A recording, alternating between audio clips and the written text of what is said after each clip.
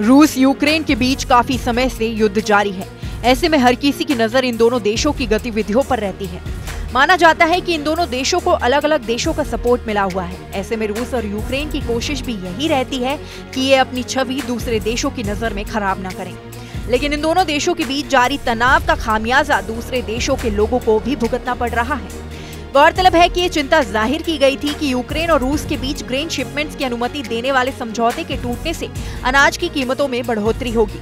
जानकारी के मुताबिक रूस यूक्रेन अफ्रीका की जरूरत का 40% फूड एक्सपोर्ट करते हैं और जून में आई एक रिपोर्ट के मुताबिक इन दोनों देशों के बीच जारी जंग के कारण गेहूं के दाम इस साल 25% तक बढ़ गए।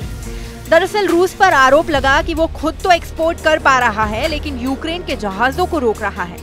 हालांकि इस पर रूसी विदेश मंत्री लावरोव ने कहा था कि इस जंग का ग्लोबल फूड क्राइसिस से कोई लेना देना नहीं है।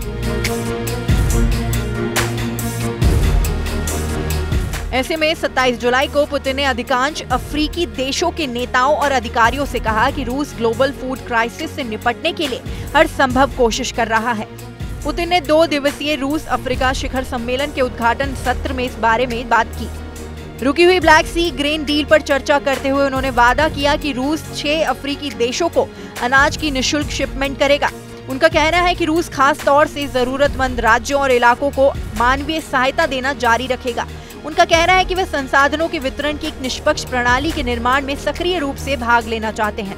पुतिन ने इस बात पर जोर दिया कि रूस वैश्विक खाद्य संकट से निपटने और इसे टालने के लिए लगातार प्रयास कर रहा है।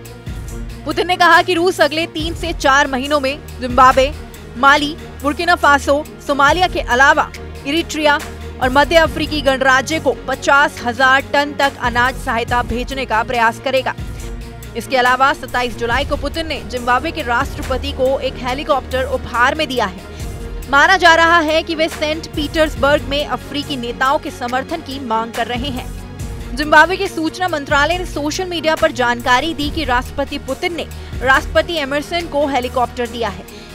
इससे ये माना जा रहा है कि पुतिन दूसरे देशों का समर्थन जुटाने में लगे हुए हैं। रूस को मिल रहे बाकी देशों के समर्थन की बात की जाए तो हाल ही में यूएस के डायरेक्टर ऑफ नेशनल इंटेलिजेंस की एक रिपोर्ट की माने तो चीन लगातार रूस को तकनीक और उपकरणों की सहायता पहुंचा रहा है। एएनआई ने इस रिपोर्ट के हवाले से जानकारी दी कि चीन रूस का बेहद जरूरी ट्रेडिंग पार्टनर बन चुका है। इस टॉपिक पर आपका क्या कहना है हमें कमेंट सेक्शन में बताएं। साथ ही इस वीडियो को शेयर करना ना भूलें।